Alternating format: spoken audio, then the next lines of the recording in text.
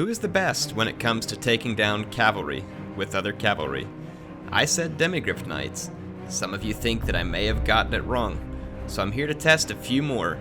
Let's see who's king.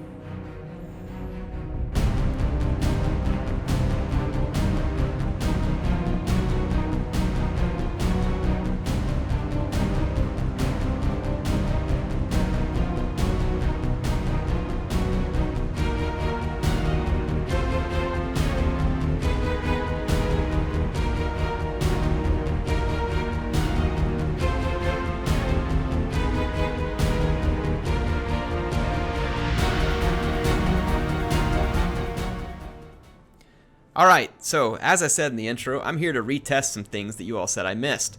You said I missed a few units, one of which was Boar Boys from the Greenskins, both the normal kind, the savage kind, and the Broken Tusk mob. Fair enough, we'll test it. Someone else said, hey Heir, Hex Wraiths defeat Demigryph Knights. Alright, we'll give that a test too.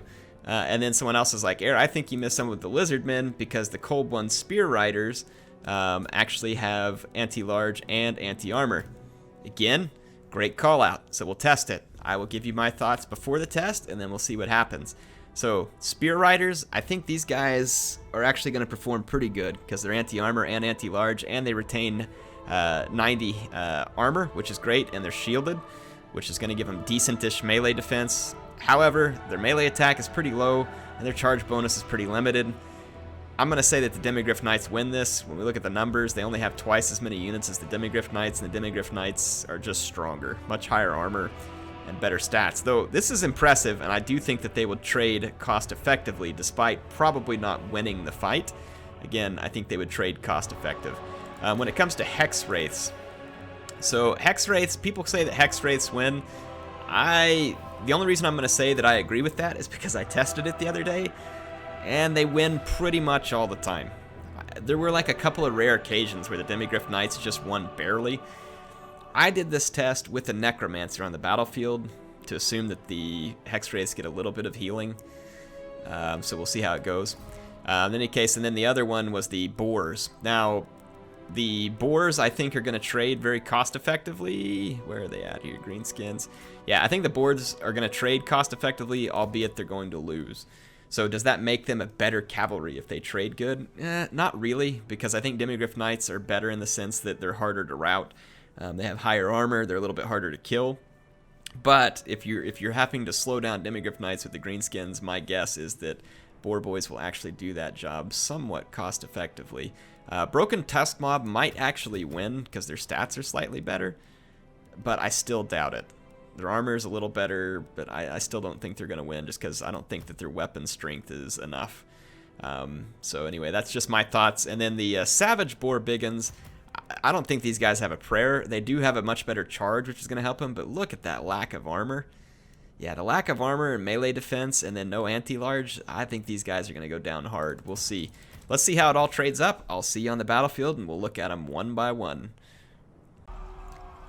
Now, something to note this time in the test is that I am testing against myself, meaning I have my laptop set up and my desktop set up, so I'm controlling both these armies, so there is no AI factor at this point. So if I screw it up, I screw it up, but there is no AI factor. So this is 3 Demigryph Knights going straight headlong in just the standard formation up against Boar Boys. Again, we have a Savage Biggin, and the Broken Tusk Mob. Let's see how they all do. I'm going to turn the camera on so that you can see the charges. The charges actually do very well for some of the greenskin units, especially the Broken Tusk Mob. And even the Savage Boar Biggins doing pretty darn good to start off with, actually causing more damage initially, and they also get the buffs from the Frenzy thing. So far, all the Boars are trading very, very well. However, what you're going to see is pretty typical of what we've seen from the Demigryph Knights, which is as soon as that fight kind of levels out, the Demigryph Knights start to win big time. They've lost less of their unit models because they have fewer to begin with, and the Boars are losing a large number of theirs, so their attacks slow down. And then the stats for the Demigryph Knights come out to shine, and all 3 Boar units are defeated. However, the unit that did the worst was the Savage Boars, so they would be the least cost-effective trade. The Tusk Mob was actually a pretty decent trade, but I still personally think that the best trade is just a standard Biggin into the Demigryph Knights.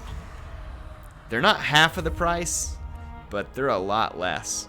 they're a whole lot less. So boars are a cost-effective trade. I would still not rate them above the Demigryph Knights, though, because it is much easier to rout boars. Their leadership is lower. They have less armor, and they're more vulnerable to missile fire. And like I said, they lose units faster than the Demigryph Knights because they are a standard-sized cavalry unit rather than monstrous cavalry. Let's check out the next one. So the next unit was the Cold One Spear Riders, fielded by the Lizardmen. Now these guys do have anti-large and anti-armor, which does make them a very comparable unit to the Demigryph Knights. They are at 36 units, or 36 models per unit, and the Demigryph Knights, I believe those settings I have them at 24. So there's a third more Cold One Spear Riders, but they have considerably less armor, and the charge bonus is a little less than the Demigryph Knights as well.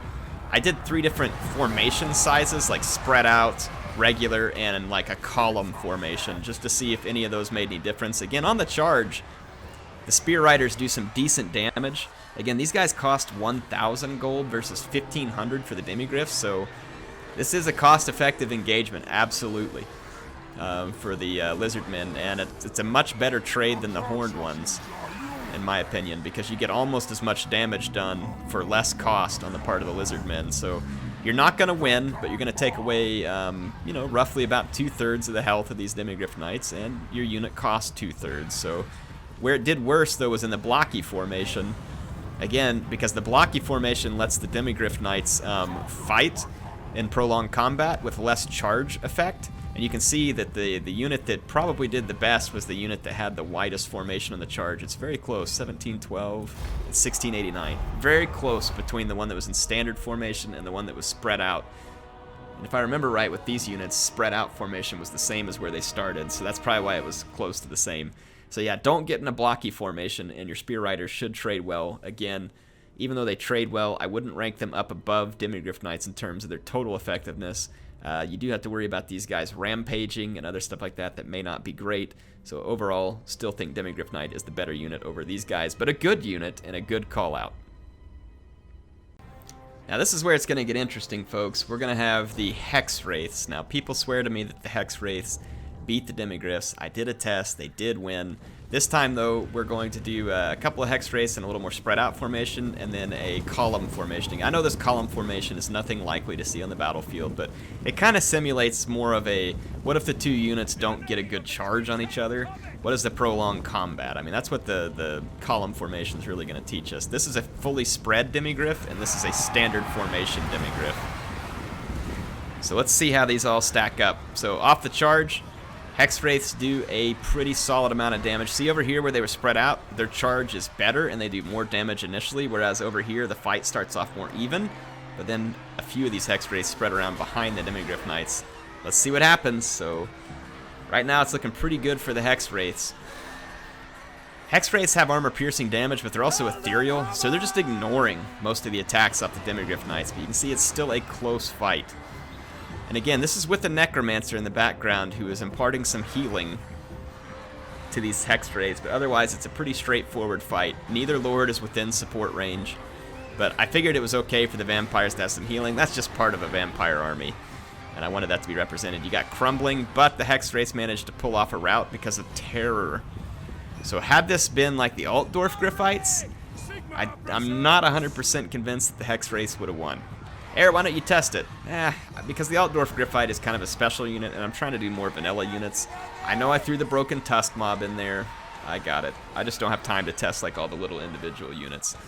But in any case, if you look over here in the column formation, Demigryph Knights are actually winning the fight. The question's whether or not they'll get terrified by the Hex Wraiths, and that's just an advantage the Hex Wraiths are going to have, that terror. Well, Heir, does this make Hex Wraiths better cavalry than all those other guys that you tested the Demigryphs against? Well, they're definitely not better than Dragon Princes, because Dragon Princes are immune to fire damage. But if you look at that, in just a prolonged slugfest, the Demigryph Knights actually win. When there's a charge between the two units, the Demigryph Knights lose.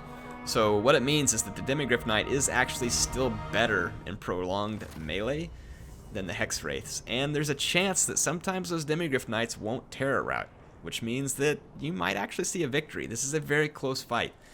The other thing to keep in mind about Hex Wraiths is that Hex Wraiths don't have anti-cavalry They are anti-cavalry in the sense they have anti-armor and they ignore a lot of the incoming attacks because they're ethereal. But I think the other important thing to keep in mind is that with Hex Wraiths, they don't have a bonus versus large, so they're a lot less effective against other lords and monsters, but they trade that large thing for terror, and terror can be quite handy. So how do Hex Wraiths rank in total? Man, it's hard to say. There's so many different units, and I'd have to do so many tests. Demigryph Knights are the best. If you want to counter Demigryph Knights, it appears that the Vampire Counts probably have the best way to do so, in the sense that you have Blood Knights and Hex Wraiths, both of which put up a pretty good fight in the right scenario might win. I think the second best counter may be Greenskins, in the sense that the Boars were a good trade, and they have Foot of Gork.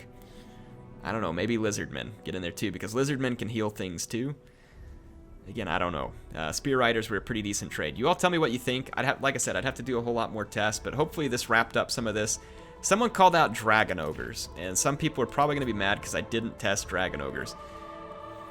Dragon Ogres, they're under Monsters and Beast, and it just says Dragon Ogres. It doesn't call them out as any kind of cavalry. And then we also have Minotaurs with great weapons.